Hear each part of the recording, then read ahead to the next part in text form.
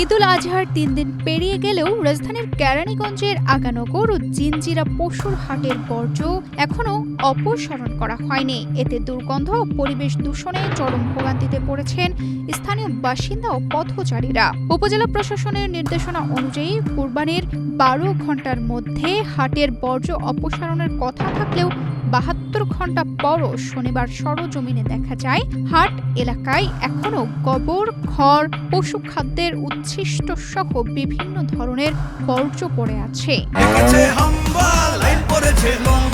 কি হয়েছে? Minister fridge কিনে হাম্বা জিতেছে। মিনিস্টার ফ্রিজ কিনুন, হাম্বা জিতুন। আরো আছে আকর্ষণীয় উপহার।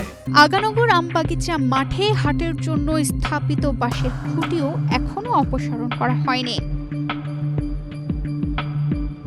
স্থানীয়দের অভিযোগ, ঈদের সময় অস্থায়ী এসব হাট বসানো হলেও বর্জ্য ব্যবস্থাপনায় চরম অবহেলা করা হয়। ফলে প্রতি বছরই একই ধরনের দুর্ভোগে পড়তে হয় সাধারণ মানুষকে।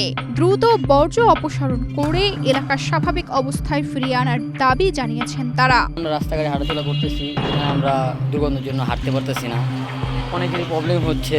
তো এখানে আমরা যদি এগুলো খুব তাড়াতাড়ি পরিষ্কার করে তাহলে আমাদের ভালো হয় আর কি। হাট অন্যান্য যখন হাট বসে দেখা গেছে মানে পরের দিন বা একদিনের দেরিতে হলেও মনে করেন দ্রুত পরিষ্কার করে ফেলে। এখন এবছর দেখি রাস্তাঘাটে মনে করেন প্রচুর ময়লা, মানে চলাফেরা যাচ্ছে না, মনে করেন ময়লা ওখানে ছাড়া সেটা আছে। এদিকে ঈদের ছুটিতে মাঠে খেলাধুলার পরিকল্পনা থাকলেও এখনো হাটের বাঁশ ও বর্জ্য অপসারণ না করায় মাঠ ব্যবহার করা যাচ্ছে না। বাধ্য হয়ে রাস্তার উপর খেলাধুলা করছে স্থানীয় শিক্ষার্থীরা। তারা দ্রুত এসব বর্জ্য পরিষ্কারের দাবি জানান। আপনার হাট শেষ হইতে 3 দিন চলে, বাট এখনো কোনো কাজকর্ম কিছুই করে নাই। যেরকম একটা এরকমই আছে। আমরা খেলাধুলা করতে পারতেছি না, তার জন্য আজকে ব্যাট নিয়ে রাস্তার মধ্যে খেলতেছি। মানুষেরও ভোগান্তি হচ্ছে। তবে হাট ইজারাদারদের মধ্যে মতভেদ দেখা গেছে।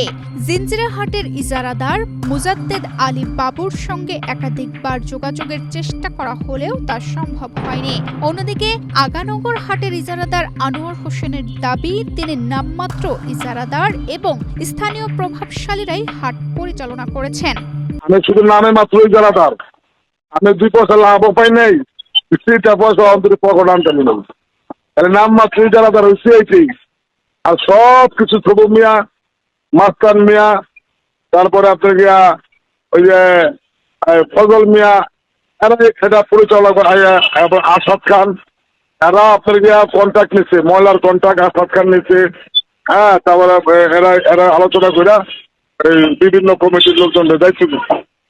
আবার বাস, খুঁড়া, বাস, বাচ্চা যা কিছু আছে সব তাদের দায়িত্বে, আমার দায়িত্বে এগুলি কিছুই নাই। শুধু আমি নামটা খালি ইজারাদার কাজী আনোয়ার হোসেন, আর কিছুই আমার নেতৃত্বে নাই। এটা টাকা পয়সা আমি আড্ডা ধরি নাই, 2 টাকা আমি ওখান থেকে খরচ করি না, আর 2 টাকা নেইও নাই। এ বিষয়ে কেরানীগঞ্জ উপজেলা নির্বাহী কর্মকর্তা ও নির্বাহী ম্যাজিস্ট্রেট মোহাম্মদ ওমর ফারুক বলেন যে ইজারাদার বর্জ্য অপসারণে গাফিলতি করবে তার বিরুদ্ধে আইনগত ব্যবস্থা নেওয়ার জন্য সহকারী কমিশনার ও নির্বাহী ম্যাজিস্ট্রেটকে নির্দেশ দেওয়া হয়েছে। তানজিদা রহমান, ইনায়া, বাংলাদেশ প্রতিদিন।